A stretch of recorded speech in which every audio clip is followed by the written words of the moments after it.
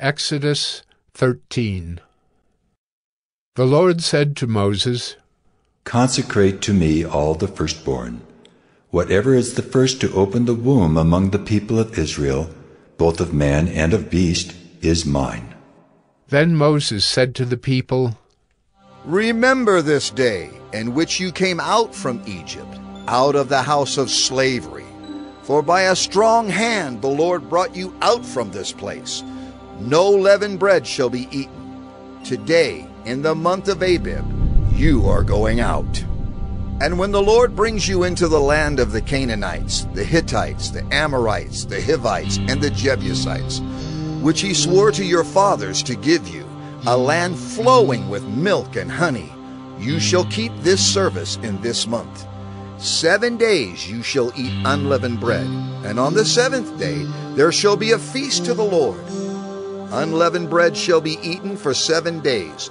No leavened bread shall be seen with you, and no leaven shall be seen with you in all your territory. You shall tell your son on that day, It is because of what the Lord did for me when I came out of Egypt, and it shall be to you as a sign on your hand, and as a memorial between your eyes, that the law of the Lord may be in your mouth. For with a strong hand the Lord has brought you out of Egypt. You shall therefore keep this statute at its appointed time from year to year. When the Lord brings you into the land of the Canaanites, as he swore to you and your fathers, and shall give it to you, you shall set apart to the Lord all that first opens the womb. All the firstborn of your animals that are males shall be the Lord's. Every firstborn of a donkey you shall redeem with a lamb. Or if you will not redeem it, you shall break its neck. Every firstborn of man among your sons you shall redeem. And when in time to come your son asks you, What does this mean? You shall say to him, By a strong hand the Lord brought us out of Egypt, from the house of slavery. For when Pharaoh stubbornly refused to let us go, the Lord killed all the firstborn in the land of Egypt, both the firstborn of man and the firstborn of animals. Therefore I sacrificed to the Lord all the males that first open the womb, but all the firstborn of my sons I redeem. It shall be as a mark on your hand or frontlets between your eyes. For by a strong hand the Lord brought us out of Egypt. When Pharaoh let the people go, God did not lead them by way of the land of the Philistines, although that was near. For God said, Lest the people change their minds when they see war, and return to Egypt. But God led the people around by the way of the wilderness toward the Red Sea, and the people of Israel went up out of the land of Egypt equipped for battle. Moses took the bones of Joseph with him, for Joseph had made the sons of Israel solemnly swear, saying, God will surely visit you, and you shall carry up my bones with you from here. And they moved on from Succoth and encamped at Etham, on the edge of the wilderness. And the Lord went before them by day in a pillar of cloud to lead them along the way, and by night in a pillar of fire to give them light, that they might travel by day and by night. The pillar of cloud by day and the pillar of fire by night did not depart from before the people.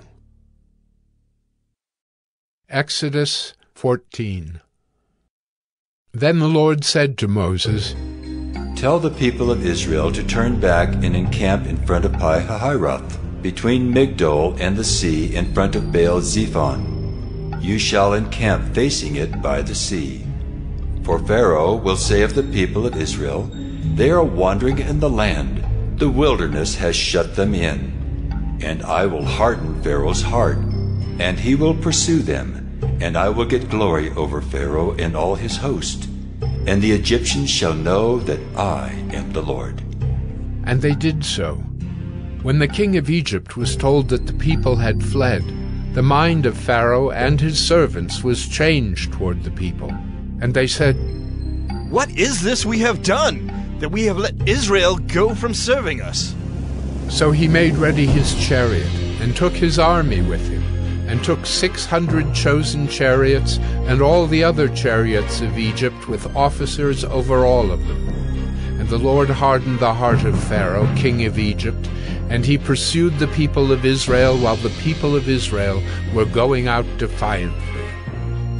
The Egyptians pursued them, all Pharaoh's horses and chariots and his horsemen and his army, and overtook them and camped at the sea by Pi-hahiroth in front of Baal-zephon.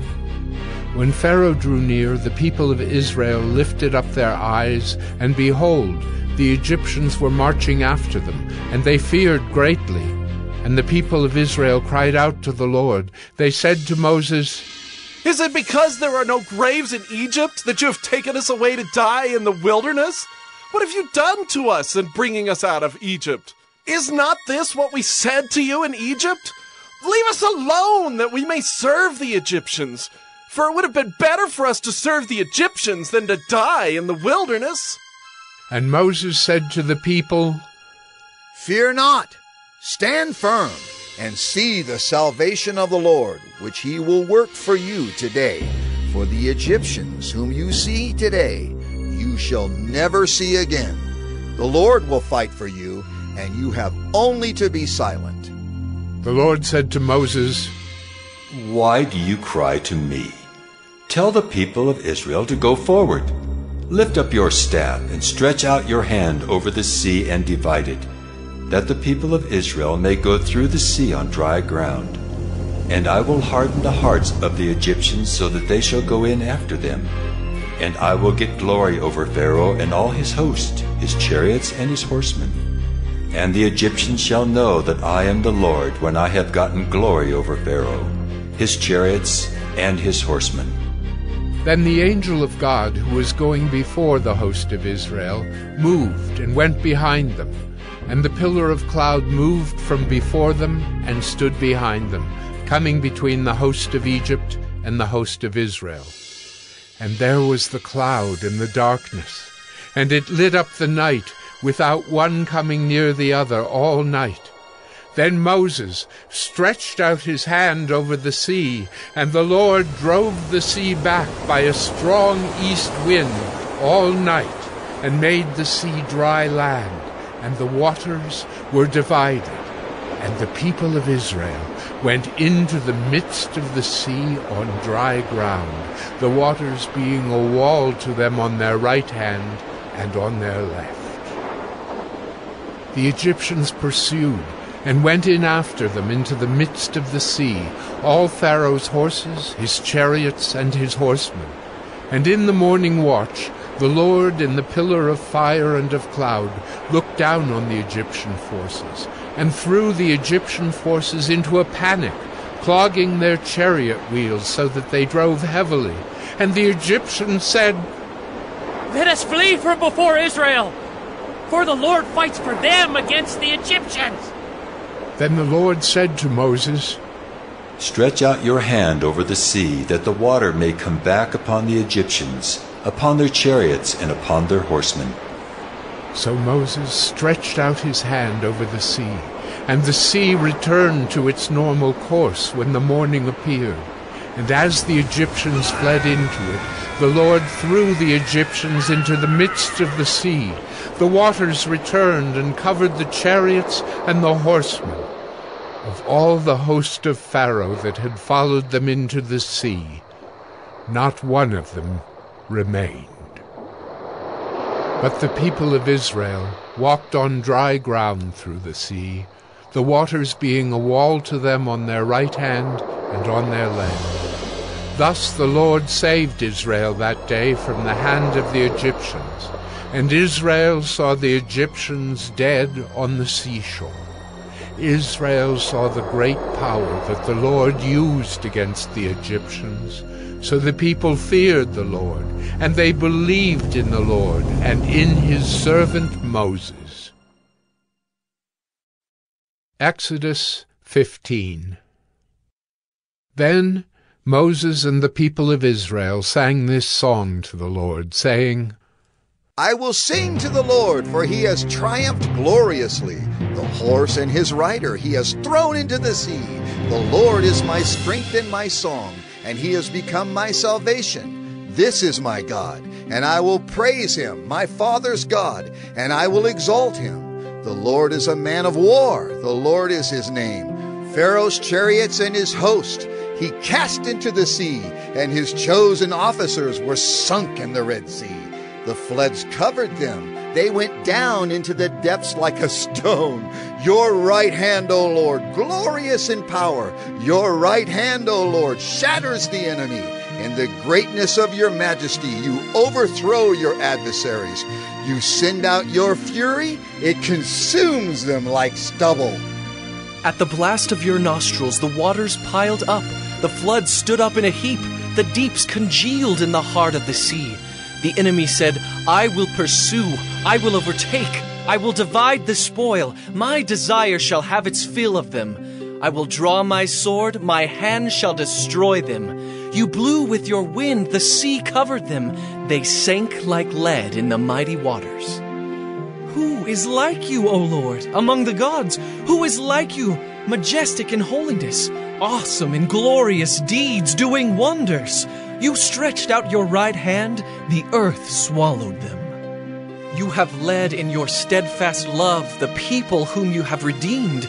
You have guided them by your strength to your holy abode. The peoples have heard, they tremble. Pangs have seized the inhabitants of Philistia. Now are the chiefs of Edom dismayed. Trembling seizes the leaders of Moab. All the inhabitants of Canaan have melted away. Terror and dread fall upon them. Because of the greatness of your arm, they are still as a stone. Till your people, O Lord, pass by, till the people pass by whom you have purchased. You will bring them in and plant them on your own mountain, the place, O Lord, which you have made for your abode, the sanctuary, O Lord, which your hands have established. The Lord will reign forever and ever.